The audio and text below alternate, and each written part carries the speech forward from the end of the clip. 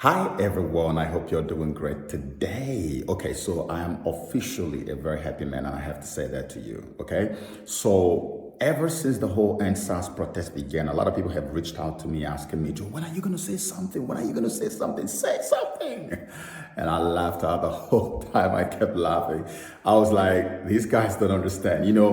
When you deal with the kind of enemy that we're dealing with in Nigeria, an enemy so brutal, so heartless, so wicked as the one we have in Nigeria, when you deal with this kind of enemy, you don't have to always let them know where you're going, where you're coming from, where you intend to go next. So sometimes you just kind of have to play some type of hide and seek with them. And this is what we've been doing. Some of us been doing from behind the scenes because we did not want the enemy to know exactly where we're coming from. Not that we're totally unaware of what is going on.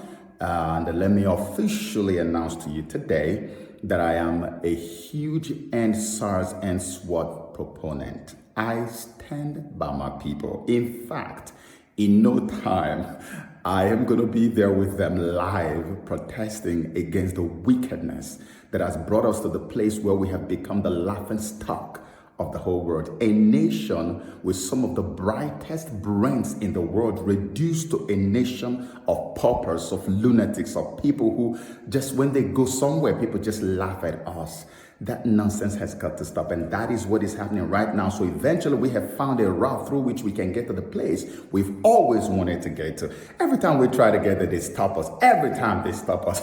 And it's just so laughable that these guys think they can always have their way. Today, it's not happening anymore. So when you talk about the protest, I was actually more apprehensive of the hopeless sellers who might want to just allow themselves to be bought over, so they can mess up what has started. I was more apprehensive of that than I was of the success of the protest, because I know that this one, they cannot stop it.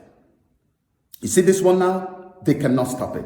It is spreading like wildfire because this is the appointed time to end the wickedness. It is something that if you want to use a spiritual religious terminology, you can call it ancestral curse. It is about to end, because when we talk about ending SARS, we are talking about ending a whole satanic system of corruption that had decided to cage more than 200 million people against their own wishes.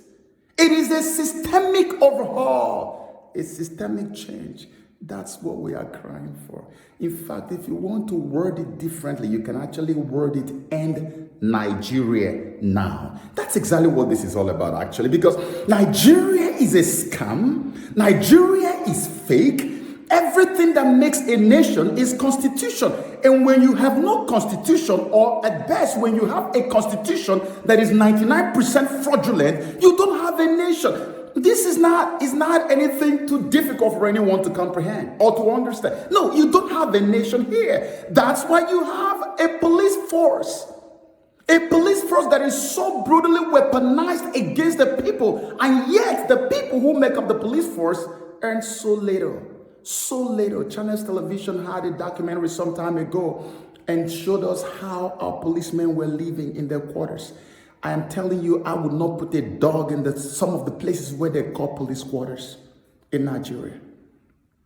Paid so little, and yet weaponized against the people. It is only in a place where you call a nation that is actually not a nation that you can find something like this happening.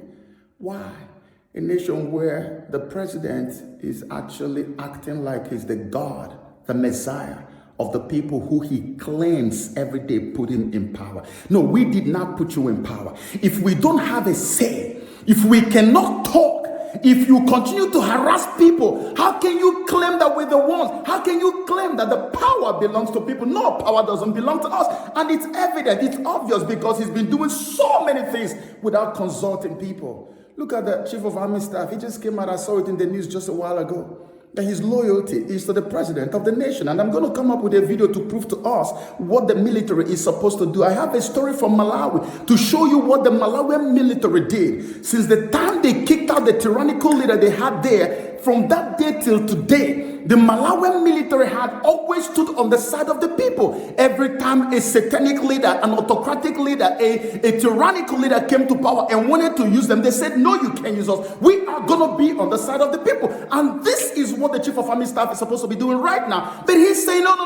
our loyalty is to the president. It is still the same system.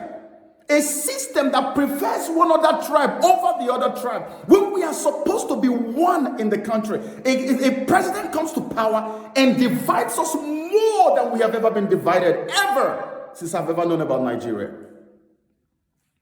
Look at Fulani herdsmen raping our beautiful girls, impregnating some, killing them, cutting pregnant women open, their wombs open, and then removing the babies and killing them. This is ongoing now, not yesterday, not years ago, now, in a nation that you call a country. It does not exist.